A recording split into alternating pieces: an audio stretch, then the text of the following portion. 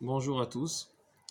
Chacun a son voyage et chacun a ses stations qu'il doit passer. Le voyage de sa vie, on a des stations, des fois c'est réussi, des fois c'est dur. Mais on a un voyage, il faut voir la vie comme un ensemble, comme un grand voyage. C'est pas qu'il y a des points éparpillés partout.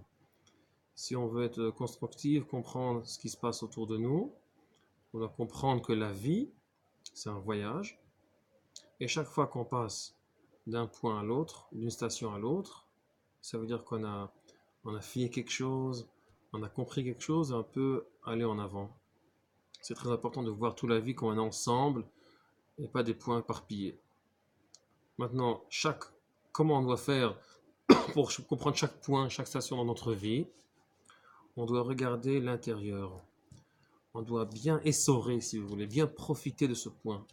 On arrive, je ne sais pas, à l'armée, on arrive à une chute économique ou le contraire. J'espère que ce sera le contraire. Chaque passage et sa qualité, et chaque passage, on doit bien profiter pour trouver le point intérieur des choses. Et si on trouve un point intérieur, le sens intérieur, alors là, on arrive, pas toujours, mais on peut arriver à avoir une relation entre tous les points et comprendre le but de ce voyage. Dans Chumash Dvarim, chaque fois, on dit ça aussi à la Tfila, à Shema Israël, on dit Veshinan tam levanecha, tu vas enseigner à tes enfants, Vedibar tabam, et tu parleras de ça, de cela. Alors, on peut expliquer Dibar tabam, tu parles de ça, Bahem, ça veut dire tu t'occupes du d'Ivret Torah, tu parles sur ça.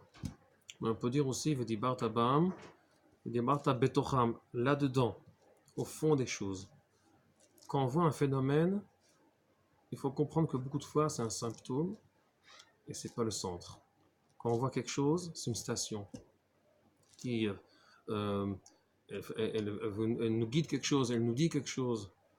Et la vie autour de nous, c'est des phénomènes, c'est des résultats, et c'est pas les raisons, c'est pas le centre. Et d'après ce qui sort dehors, on doit comprendre qu'il y a un point intérieur.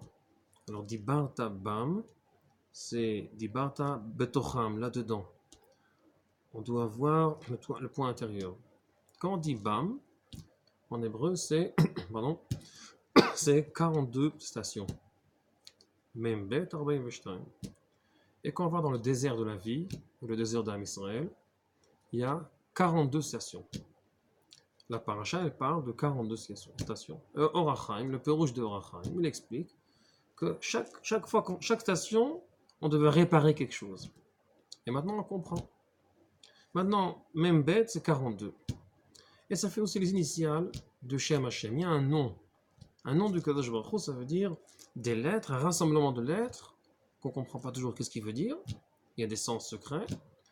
Et il y a 42 lettres et que qui forme un nom du Kadosh Baruch Hu qui s'appelle le nom Membet. Bon, chez Membet.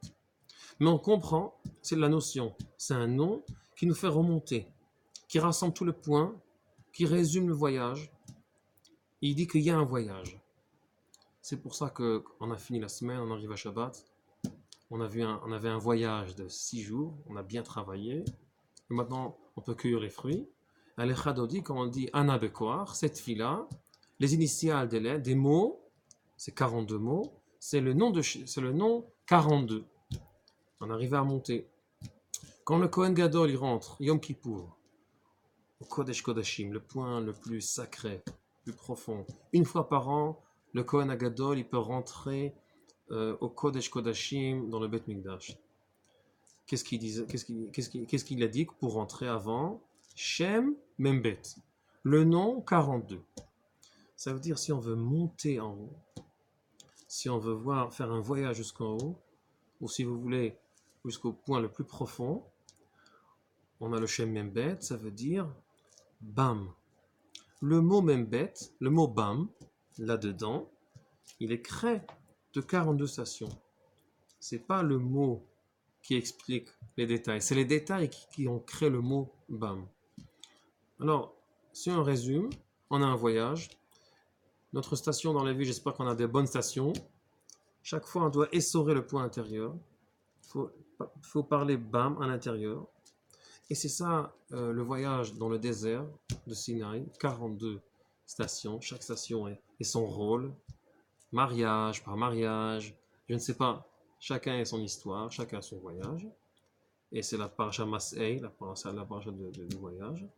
Et quand on dit un Shabbat Ana Bekoar, c'est les initiales de 42 lettres, Bam. Et quand le Kohen Agadol y rentre, alors il dit ce Shem Bam.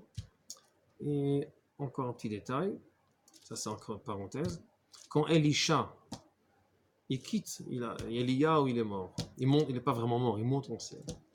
Et Elisha, à côté de Yericho, il monte, il y a des enfants qui l'insultent, alors il dit un nom, il y a 42 enfants qui sont morts. Et c'est vraiment, je dis ça vraiment d'une façon très très courte, et la Gemara dit que ces enfants-là, ils avaient déjà un défaut avant, et leur naissance était créée, ils se sont créés à Yom Kippour, que c'est interdit. Alors par rapport au Yom Kippour du Kohen Agadol, que pour entrer dans le Kodesh Kodashim, le point le plus sacré, il dit le nom 42, ça veut dire il comprend que toute la vie, toute la réalité c'est un voyage avec un but.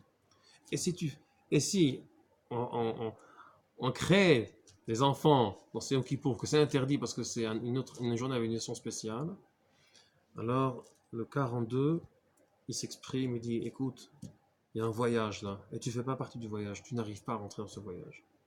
Alors ça, c'est un sujet très large, j'ai dit juste un petit point pour penser à cette importance de ce nom, de ce numéro. Et ce qui est important, encore une fois, c'est de comprendre, de rassembler notre vie, notre semaine, notre jour, notre mois, notre année. On ne peut pas vivre sans un sens, sans comprendre qu'il y a un chemin qu'on passe, qu'il y a un but, même si on ne comprend pas. Et alors, bon voyage, je vous félicite, bon voyage à tout le monde et bon approfondissement dans le BAM, dans le côté intérieur de la chose. Shabbat Shalom.